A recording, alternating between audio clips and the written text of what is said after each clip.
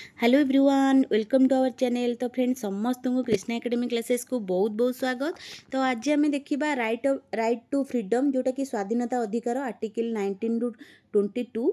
But किंतु आम आज केवल पढ़ा आर्टिकल 19। आर्टिकल 19 रे जहाँ सब अच्छी सब आज पूरा क्लीयर आपण मनकर हो पूरा ओडिया रे मु आपण मन पई नहीं आछि। तो चलंतु स्टार्ट करिबा। तो जो मैंने सब्सक्राइब करना प्लीज सब्सक्राइब करनी आगो बहुत भल भल वीडियो आपण मन पई नहीं आसीबी। तो चलंतु स्टार्ट करबा आर्टिकल 19। तो आर्टिकल 19 कौन ना प्रोटेक्शन ऑफ 6 राइट्स आधरे कौन रही ना 6टा राइट्स रही। कौन कौन से 6टा 6टा लोकतांत्रिक अधिकार भारत नागरिक को दि जाइए सेगुड़ा कौन चलते स्टार्ट करवा। फास्ट हूँ right to freedom speech and expression माने कौन कथबार्ता और अभिव्यक्ति स्वाधीनता स्वाधीनतार अधिकार। तापर 2 रे कौन रही right to assembly peaceable and without arms जोटा कि शांतिपूर्ण भाव और अस्त्र छाड़ी एकत्र भाव अधिकार रही। तापर हूँ राइट टू फॉर्म एसोसिएशन और यूनियन एंड कोऑपरेटेड सोसाइटीज जोटा कि संघ विकास संघ सहकारी समिति गठनर अधिकार। तापर रहिला हमर 4 रे कौन रही right to move freely throughout the territory of India जोटा कि भारतर संपूर्ण भूमि भागर स्वच्छरे घूरिबा अधिकार। तापर रही right to reside and settle in any part of territory of India जोटा कि भारतर जेकोसी अंचल रहिबा और बसवास करिवार अधिकार। तापर आमर 6 रे रही right to practice any profession or carry on any occupation trade or business जोटा कि जेकोसी वृत्ति व्यवसायी और व्यवस्था करिवार अधिकार। आमे टोटल यही 6टा विषय आज सब पूरा आलोचना करिबा। तो फास्ट देखिबा किंतु प्रारंभ में जितेबाला धारा आर्टिकल 19 रे 7टी अधिकार थिला जोटा कि संपत्ति अधिकरण धारणा और विक्रय करिवार अधिकार। यही अधिकार 1978 मसीह 44तम संशोधन आईन द्वारा विलुप्त करा जाइछि। एही 6टी अधिकार केवल राज्य कार्य सुरक्षा पाई थाए और व्यक्तिगत बा व्यक्ति बा बेसरकारी लोकों कार्य विरोधर नुही। यही अधिकार गुड़िक केवल भारतीय नागरिक माने और किछि मामलार कंपानीर शेयर होल्डर मानक उपभोग करिपारंती। विदेशी माने बा कंपानी जोटा कि कोऑपरेशन भली आईनगत व्यक्ति यही अधिकार वंचित। तो यहाँ बुझीपारे जो 7टा थिला आमे 6टा पर डिटेल्स पढ़िबा किंतु 7 कौन रही सेटा आमे आगुरो कहीदेले जोटा कि 44तम संशोधन रे एटा करा जाइछि। तापर रहिला जेउ सब कारणरू राष्ट्र व्यक्तिर एही सब अधिकार उपरे कटकणा बसाई पारिबो ताहा संबंधरे संविधानर उल्लेख रही अछि जोटा कि भारत रे सार्वभौमता और अखंडता। 2 रे होछि राष्ट्रर निरापत्ता। 3 रे होछि विदेशी राष्ट्र सहित बंधुतापूर्ण संपर्क। 4 रे होछि आईनर श्रृंखला। 5 रे होछि शिष्टाचार किंबा नैतिकता। 6 रे होछि अदालता अवमानना आ रही 7 रे होछि मानहानि एगुड़ाक रही। तापर आमे फास्ट देखिबा आर्टिकल 19(1) ए रो जोटा कि right to freedom of speech and expression सेटा विषय पढ़िबा। कथबार्ता बा अभिव्यक्तिर स्वाधीनतार अधिकार ता विषय आमे पढ़िबा। फास्ट होछि भारतर संविधान 19(1) ए जोटा कि अनुଯାयी प्रत्येक भारतीय नागरिक को निज मत भाव दृष्टिकोण विश्वास और आस्था को स्वाधीन भाव में व्यक्त करुवा अधिकार रही। यही अधिकार मुख्य लेखा छाप चित्र इलेक्ट्रोनिक्स माध्यम किंबा अन्य कौनसी उपाय द्वारा व्यवहार करा जाई पारिबो। यही अधिकार मुख्य उद्देश्य कौन रही ना लोकतंत्र मौलिक आधार हिसाब रे लोक मानक मुक्त भाव में मत प्रकाश करवा आ नागरिक माने सरकारी कार्य प्रति सचेतन और दायित्वपूर्ण अभिगम रखि पारिबे।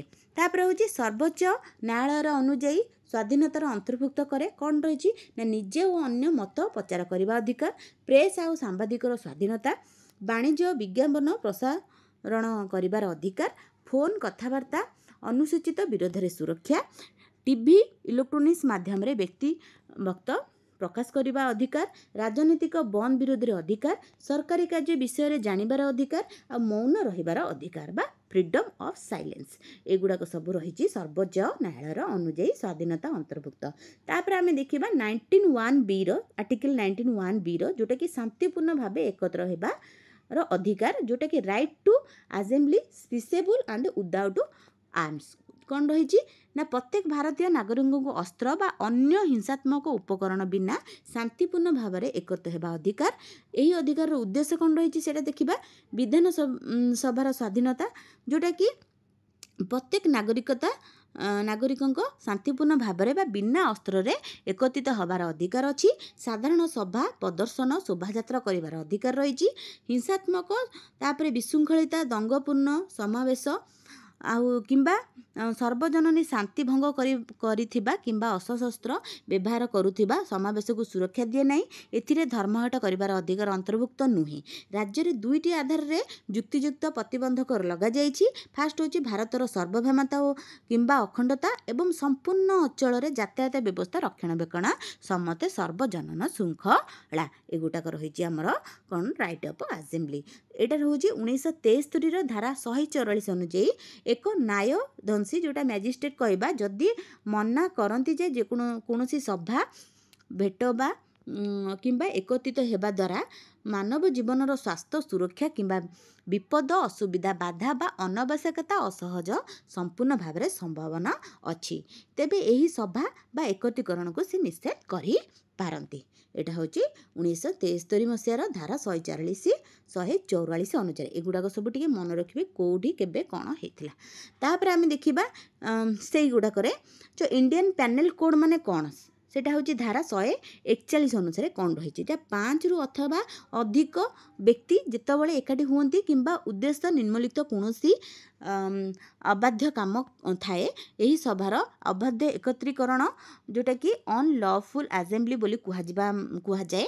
ମାନେ ଫାଷ୍ଟ କ'ଣ ଅଛି ନା କୌଣସି ଆଇନ ବା ଆଇନ ପ୍ରକ୍ରିୟା ପ୍ରତି ଆପତ୍ତି କରିବା ଓ ତାହାକୁ ବାଧା ଦେବା, କୌଣସି ବ୍ୟକ୍ତିଙ୍କର ସମ୍ପତ୍ତିକୁ ବଳପୂର୍ବକ ଅଧିଗ୍ରହଣ କରିବା, ଅନାଧିକୃତ ଭାବେ ପ୍ରବେଶ କରି ଅପକାର ବା ଅତ୍ୟାଚାର କରିବା ବା ଅତ୍ୟାଚାରର ଅର୍ଥ ଅନୁମତି ବିନା ପ୍ରବେଶ କରିବା। ତାପରେ କୌଣସି ବ୍ୟକ୍ତିଙ୍କୁ ଅବାଧ୍ୟ କାମ କରିବାକୁ ବାଧ୍ୟ କରିବା, ସରକାରୀ ଓ ବେସରକାରୀ ବା ସରକାରୀ ଓ ସରକାରୀ କର୍ମଚାରୀମାନଙ୍କୁ ଆଇନ ଅନୁସାରେ ନିଷ୍ପତ୍ତି କର୍ତ୍ତବ୍ୟ ପାଇଁ ଧମକ ଦେବା। ଏଗୁଡ଼ାକ ସବୁ ରହିଲା ଆମର ଇଣ୍ଡିଆନ୍ ପ୍ୟାନେଲ୍ କୋଡ଼୍, ଯେଉଁଟାକି IPSର ଧାରା 141 ଅନୁସାରେ।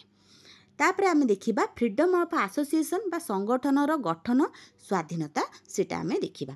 ନାଗରିକମାନଙ୍କର ସଂଘ ବିକାଶ ସମିତି ବା ସହକାରୀ ସମିତି ଗୁଡ଼ିକର ଗଠନ କରିବାର ଅଧିକାର ରଖନ୍ତି। ଏହି ଅଧିକାର ଅନ୍ତର୍ଭୁକ୍ତ ଅଟୁଟ ଅଧିକାର ରହିଛି, ଯେମିତିକି ରାଜନୈତିକ ଦଳ, କମ୍ପାନୀ, ସାଥୀ ପାଇଁ ସଂସ୍ଥା, ସମିତି, କ୍ଲବ, ସଂଗଠନ, ତାପରେ ହେଉଛି ଟ୍ରେଡ୍ ୟୁନିୟନ, ଅନ୍ୟ କୌଣସି ଦଳ ବା ଗୋଷ୍ଠୀ ଗଠନ କରିବା, ସବୁ ଆପଣମାନେ ଗଠନ କରିପାରିବେ। କିନ୍ତୁ ଏହି ଅଧିକାର ଉପରେ ଭାରତର ସାର୍ବଭୌମତା, ଏକତା, ଲୋକଶାନ୍ତି, ନୀତିଗତାର ମୋରାଲିଟି ଆମେ କହିବା ଆଦିକୁ ଧ୍ୟାନ ଦେଖି ଏଗୁଡ଼ାକ କରିବେ।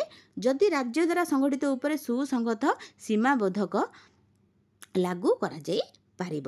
ସୁପ୍ରିମକୋର୍ଟ ଅନୁସାରେ ଯେଉଁ ଟ୍ରେଡ୍ ୟୁନିୟନ ମାନଙ୍କ ପାଖରେ ବାର୍ଗେନିଂ କିମ୍ବା ଧାରଣ ହରତାଲ କରିବା ପାଇଁ ଲକ୍ ଆଉଟ୍ ଘୋଷଣା କରିବା ପ୍ରଭୃତି କୌଣସି ସୁନିଶ୍ଚିତ ଅଧିକାର ନାହିଁ। ତାପରେ ଆସିଲା ହରତାଲ କରିବାର ଅଧିକାର ଉପରେ ଉପଯୁକ୍ତ ଶ୍ରମ ଆଇନ ଦ୍ୱାରା ନିୟନ୍ତ୍ରଣ ଅଣାଯାଇପାରିବ। ଏତିକି ଥିଲା ଆମର ଫ୍ରିଡମ୍ ଅଫ୍ କ'ଣ ରହିଛି ଏଇଟା ଆସୋସିଏସନ୍। ତାପରେ ଆମେ ଦେଖିବା ଫ୍ରିଡମ୍ ଅଫ୍ ମୁଭମେଣ୍ଟ ବା ଚଳନ ଅଧିକାର। ଆମେ କେଉଁଠି ଚଳିବା ବା ଆମେ ଚାହିଁଲେ ଗୋଟେ ସ୍ଥାନରୁ ଅନ୍ୟ ସ୍ଥାନକୁ ମୁଭମେଣ୍ଟ କରିପାରିବା, ତା ବିଷୟରେ ଆମେ ଜାଣିବା। କ'ଣ ରହିଛି ଚଳନ ସ୍ୱାଧୀନତା ମାନେ କ'ଣ? ଏହି ସମ୍ବିଧାନ ସ୍ୱାଧୀନତା ପ୍ରତ୍ୟେକ ନାଗରିକଙ୍କୁ ସମଗ୍ର ଅଞ୍ଚଳର ସ୍ୱାଧୀନ ଭାବରେ ଭ୍ରମଣ କରିବାର ଅଧିକାର ଦିଏ।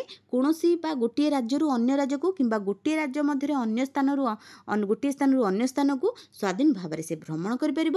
ଉଦ୍ଦେଶ୍ୟ ହେଉଛି ଜାତୀୟ ଭାବନାର ପ୍ରୋତ୍ସାହିତ କରିବା ଓ ସଂକୀର୍ଣ୍ଣତା ନୁହେଁ।